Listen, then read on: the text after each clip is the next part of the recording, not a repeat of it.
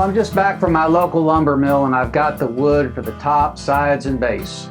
That's a different mill than we got the Spalted from. And it's a lot straighter grain, well, as straight as Pecan can get.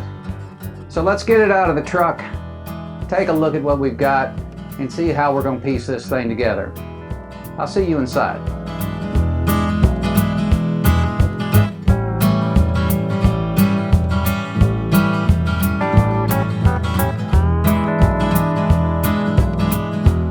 I'm Roby Price, and welcome to my garage workshop. In this series, we're building a Spalted Pecan dresser. We're milling up sides and secondaries.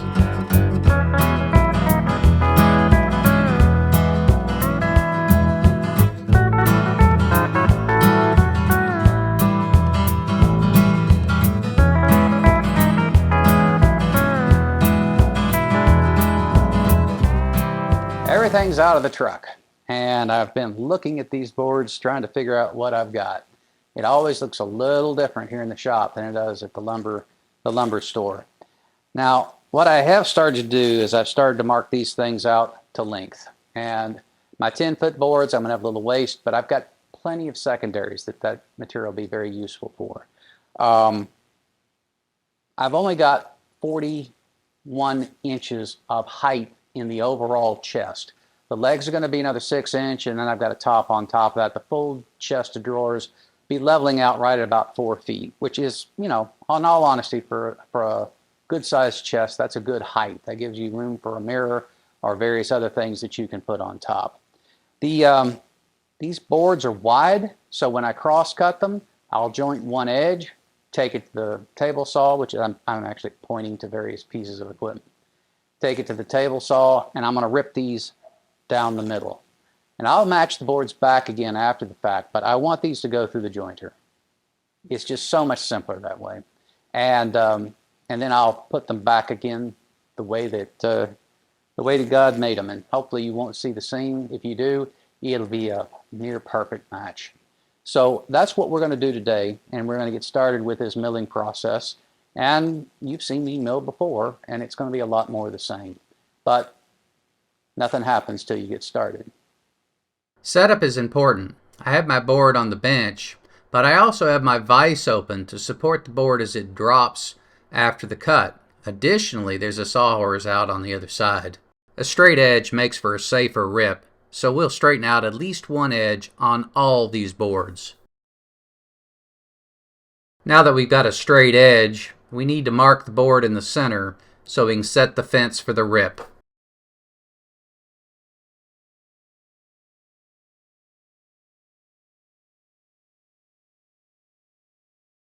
It's always safer to cut with the cup up. That reduces the chance that the board will pinch the saw as it finishes the rip.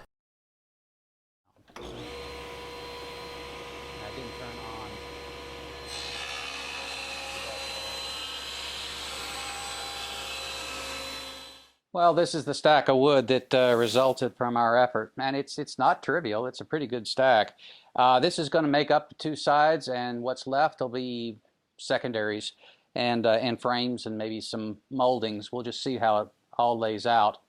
I'm going to flash a picture on the screen, and as you can tell from that picture, there's a lot of warping in this wood, and when you cut pieces as wide as these in half, they will flex.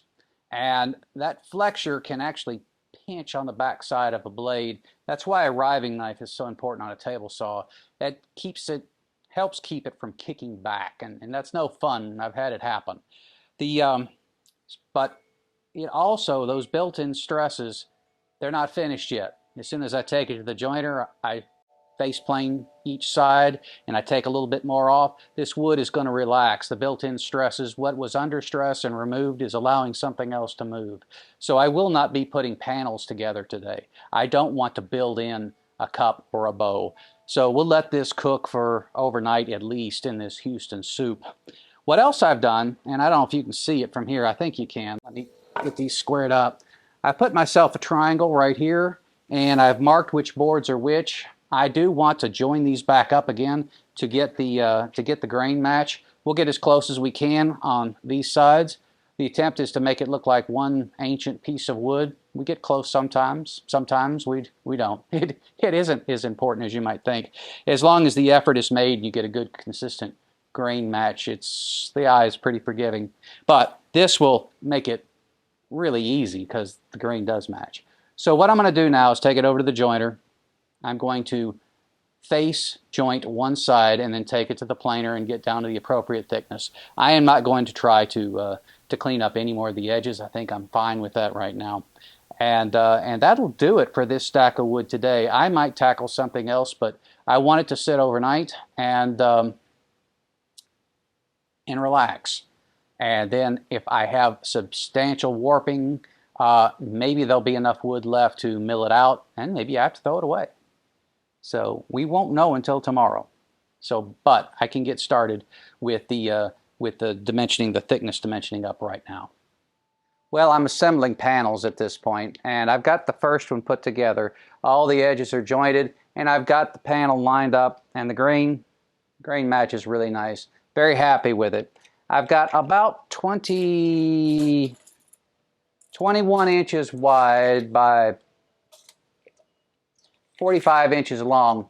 And I don't know if you can see from the video or not, but I've got some sections here that didn't quite come out on the planer. So I've got the tails of these boards.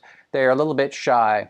Now, keep in mind, we're 16 strong on this. So after I assemble these panels, we'll take it to the drum sander and it'll come down again. And then we're long, so I'll cut it off. It's going to be fine. The top and the bottom are going to be covered up. They're going to be dovetailed in and then covered up with molding, as just like a traditional cabinet. I'm getting ready to start on the other panel, so you'll get to see all the techniques on that one. All right, I'm starting to put together how I think these boards should go, and it takes a little time. You end up filtering a number of boards out. I like these two, and it's no surprise. These are actually the same board cut in half, and you can see the grain pattern here is really good. This is one of the ones that came up when I was milling up the dust frame, and the grain pattern is just too nice to pass up. And it's a fairly good match over here, and it's a good transition from this color to this color, so I'm very happy with that. However, this board over here, he's a bit problematic. I've got this right here that I'm going to have to get rid of. This is sapwood. If I decide to put any color on it, it won't take here, or it'll take badly. So I've got to rip this section out at the table saw. Another thing is this right over here. This board was really, really cupped. And although it's face jointed out, I mean it's flat, but this is remaining, and this isn't something that I want. I don't mind the occasional pothole, but that's just a flat defect. So this board is going to rip down quite a bit. In addition to that, I've got all these others that are going to joint up. So although it looks like I've got 17 inches, which isn't enough, it'll be less still. So I'm thinking about this board right here, which is a good color match. However, having this right here in the middle is a little bit more than I can tolerate as well. So I'm going to want to rip that out. So, you know, this one is not going to go together quite as clean, but I think there's going to be a lot of interest. These are going to match up very well, so I'm not really concerned about it. And of course, that's real pretty there if it makes it in.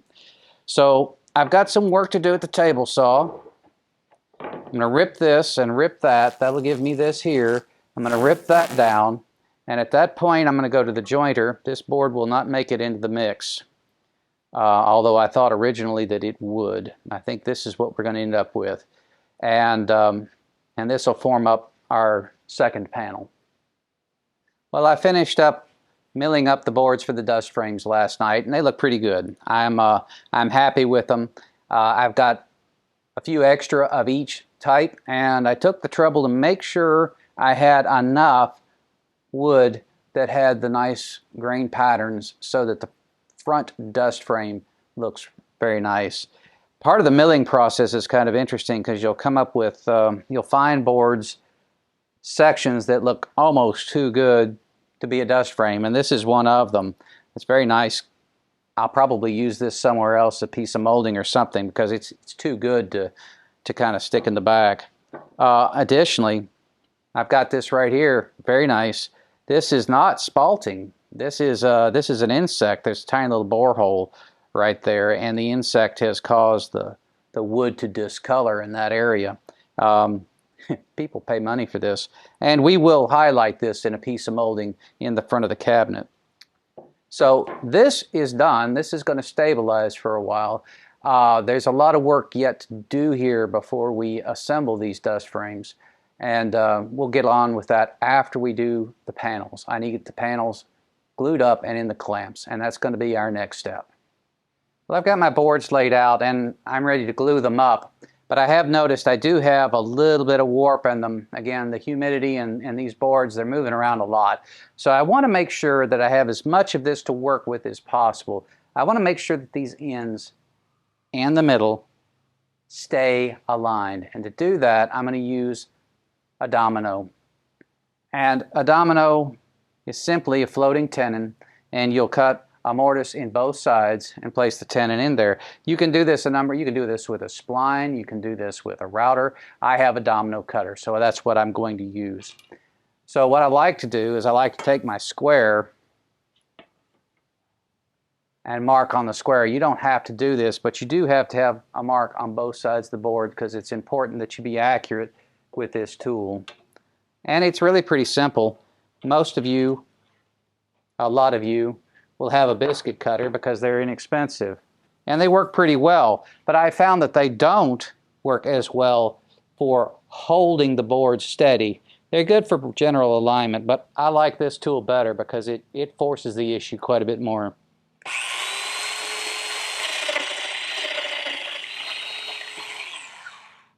It's about that simple. Now what I will do, I will take every other board and I'll put a domino in there and I'll glue it in place. And I'll do that prior to setting up and gluing everything. And I may have to trim these off a little bit. This looks pretty good. Should go in with just a tap of the mallet. So I've got a lot of these to do and we'll get after it. But it's time to glue up these panels, and the first step is going to be to take some of these dominoes and put them in one of the boards. Now keeping in mind these dominoes are not structural.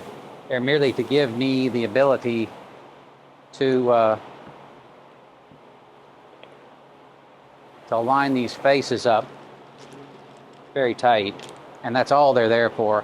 Touch of glue just to hold them in place, and I don't even really think that's necessary. The bond that the glue puts on this face is stronger than the wood, so I'm not worried about a structural event, not at all. This is purely for alignment. Now, I will put the dominoes in for one of the two boards, or one side of each board, before I join them together. So I'm going to break away here and go ahead and get the rest of these put into place. All right, well, it's time to get back to the glue up. And as you can see, I've got my dominoes in place. So I'll start with this one right here. This is my first board. And I've got one of those little parallel clamps on him. Does a really good job for keeping him upright. Although I will admit, since I jointed that edge, this is my second panel. The first panel stood up completely without the clamp. I have a feeling this one would too, but since I'm filming this one, I'm not going to take any chances.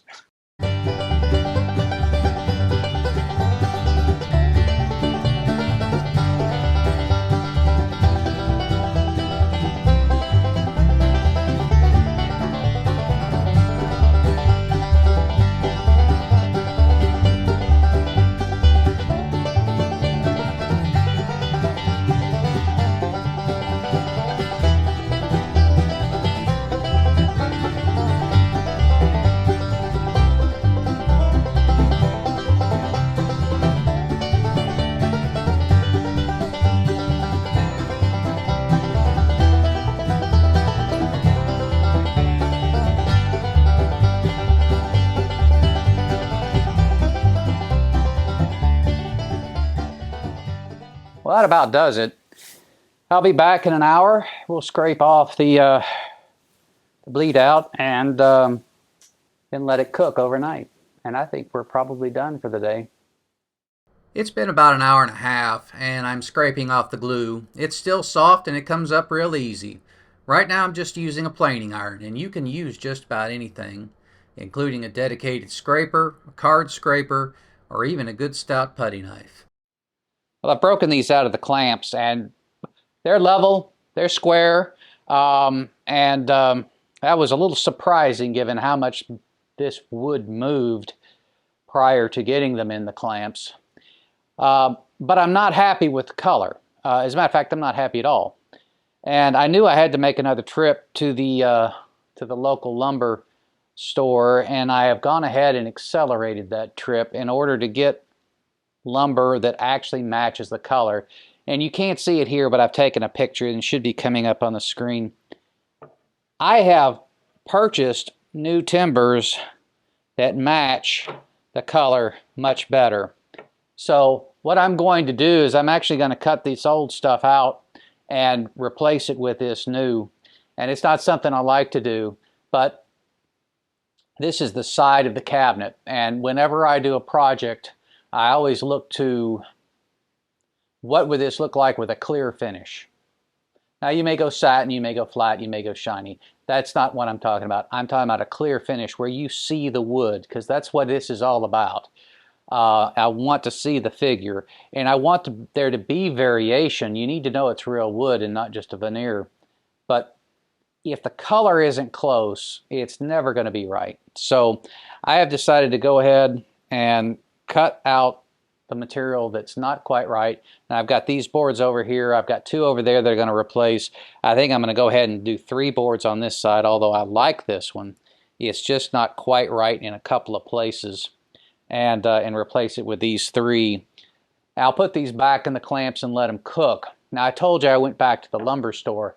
Because this stuff is moving around so much, it's got me concerned. So instead of just putting 2 cleats and a dust frame on the bottom, I'm going to go with the full dovetailed bottoms and tops, and that'll help lock this thing in to keep it from bowing. And I think also I'm going to make one of those dust frames a complete dovetail through, and that'll stiffen it up a good bit as well. So these things are changing. Sometimes you don't know this when you start, but that's all about making a piece of furniture that is allowed to move but stays square, and that's very important. So I'm going to go ahead and cut these out, do the same thing I did before. I've already taken these to the jointer, the planer. They're all squared up. We're ready to go. So we're going to be using the domino, putting these back together again, put them in the clamps. And then I'm going to be taking some of my lesser wood that you won't see to make the bottom and the top that will dovetail into the sides. Well, as you can see, I'm getting ready to cut those boards out, and I will put the new ones in place. After that, it's to the drum sander. So I'll see you then in the workshop.